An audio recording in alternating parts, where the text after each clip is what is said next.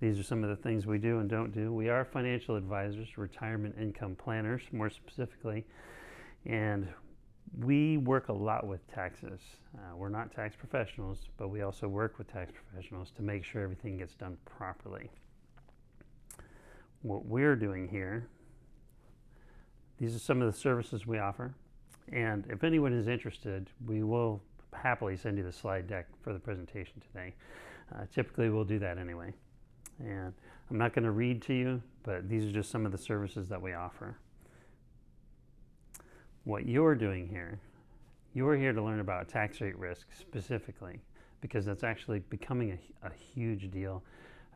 Some of you are seeing the shifts in the market and the Treasury and the government itself, and there are very specific reasons for that. A lot of that has to do with tax rate risk, which we're going to get into shortly. Retirement distribution planning. How do we set up your account so that when you do retire, you don't have to pay too much in taxes and don't get what they call shadow taxed, particularly on Social Security, which we'll speak quite a bit more about as we proceed. How do we protect against market loss? There are some very specific ways that we can do this that will provide you with income for life potentially, but also protect the assets that you have in the case of market downturn. In other words, you participate in the market upside, but not the market downside. We'll get into more of that later. And then if you have questions, always send us questions. Email, call. You'll get all the information. Don't worry about that. And here we go. What are we doing here? We're here to facilitate all that. We're going to educate, evaluate, plan, help you facilitate if you so desire. We're happy to help you. Even if you work with another advisor, that's fine. If you work with an accountant, that's even better, because accountants tend to love the work that we do. We're going to also set the minors up in your family, children, grandchildren, nieces, nephews, anyone who is not yet able to set themselves up. We're going to help you set them up, and hopefully in a very tax preferred sort of way. So we'll talk more about that. Now here we go, tax rate risk. It used to be probably before the mid-70s or by the mid-70s or so, with the advent of the 401k, that a company, you worked for a company, had a pension, then you had your Social Security, and whatever you were able to accumulate along the way, those would be the things that would set you up for your retirement. But most of that income was dependent on the company pension. Excuse me. Right around 74, 75, with the advent of the 401k, the company started offloading that responsibility onto the employees.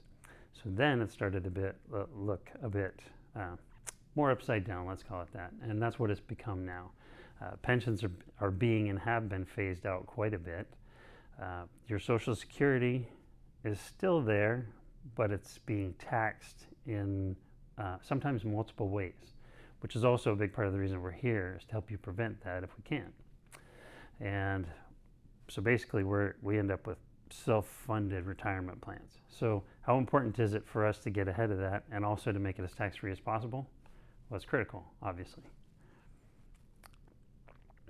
Now, one of the big myths of retirement, I think that's the right word, is that you're definitely going to be in a lower tax bracket when you retire.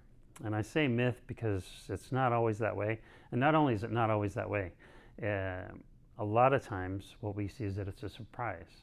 So you retire, everything's great, you start collecting Social Security, you file your first tax return, and your accountant says, congratulations, you're retired and you owe this much money and you're in a higher tax bracket. I can tell you that most people who retire are not expecting that. They're not expecting to hear that, and they're not prepared for it. So it's better to get ahead of that, plan for it, and properly avoid that. Always remember, and every accountant I've ever talked to has told me this too, including mine. They say tax evasion is illegal. Tax avoidance is encouraged. So remember that. Now, where do my deductions go? Interest on your mortgage. At the time you retire, most of the interest on your mortgage is probably not tax deductible. And thanks to the changes in the standard deduction, most people aren't going to do itemized deductions anyway. So There goes that. And then children, obviously, if you as you get to be older, unless you're like Al Pacino and you have babies when you're 80, you don't get that deduction anymore. And even if you do, sometimes it doesn't matter. And then we have charity. As you retire, more people tend to spend more time on charity than they do money because they don't have as much income coming in to spend on the charity. There are exceptions, obviously, and there are also some ways to take your taxable forced income, they call them required minimum distributions, and move them to charity so that you don't have to pay taxes on them. Not everybody is able to do that. But we'll talk about that later on. And then qualified plans. If you're not working, obviously you're not contributing to an IRA, you're not contributing to a 401k or 403b, so you can't take those deductions anymore. Now, those aren't the only things that tend to force people into higher tax brackets when you retire, but these are a lot of your big deductions right here, and they go away. Now, this chart, this is one of my favorite charts actually. If you look at it, and something we like to ask people is, does anybody in the room know when what the highest marginal tax rate was? And a lot of people have no idea, but it was 94% for a couple of years, and anything you made on over $200,000 a year was taxed at 94%. If you can even imagine that, it's kind of mind-boggling. It's back in the 40s. Ronald Reagan wrote about it in his autobiography.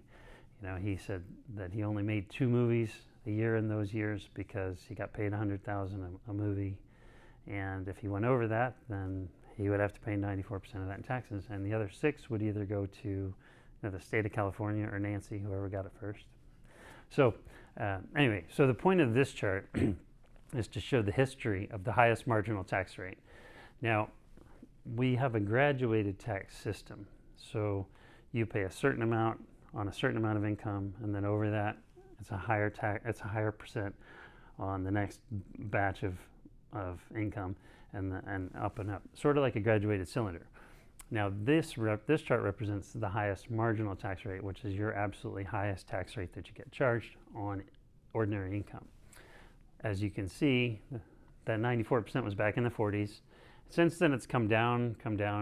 Here we are in the 80s, 90s, and now we are actually at one of the historically lowest tax rates in history. And why is this important? Well, this becomes important when we do planning, because if you have a lot of your funds in a 401k, if you do what you're told, you put all your funds in a 401k and max it out along the way, and you get to take the tax break along the way, which is a good idea to the extent that it is, and you end up with a lot of money in those tax deferred accounts, then when you get to retirement age and older, then you have to start taking money out of them. All of that is taxable. And so if the tax rates stay here, you're great, you're fine. However, if they do not, and there is historical precedence for them not to, then you end up paying a much higher tax rate then. So one of our strategies is called the Roth conversion, and we recommend it whenever it is necessary or prudent. We recommend that people do that and then take advantage of the tax rates here before they jump back up to wherever they're going to go. Now, are they definitely going to go up? Well, I'll ask you that. What do you think? Okay, moving right along. So what we're looking at here is the graduated tax system we just spoke about. These are the 2018 taxes. Now, there has been proposed legislation for years before Congress to consolidate these 7 tax brackets into 3, and in the process, close to doubling them. There's been talk about this. Obviously, no politician wants to do this because they may be asked to leave, right? And no politician wants that. So it hasn't happened yet, but there are several factors affecting this, and we're seeing a lot of this in the markets and even in the news right now. So this is what has been proposed, and when we look at this, we say, oh, it's not possible to do this, but there actually is historical precedence. In the 1960s, they actually saw this, but they had 6 tax brackets instead of 3. Okay. Now, again, we're going to send these slides out to anybody who wants them. And we put this in there so that you have a tool to do your own planning. So if you're looking at doing any kind of Roth conversions, then what we can do is take a look at your income and make the most of the next highest tax bracket to the extent that it makes sense. So if you're in a 22% and you need to do some Roth conversions, maybe it makes sense to fill up to 24, but not go into the 32. These are specific things that we can talk about. So just shoot us an email or give us a call, and we'll be happy to talk to you about that.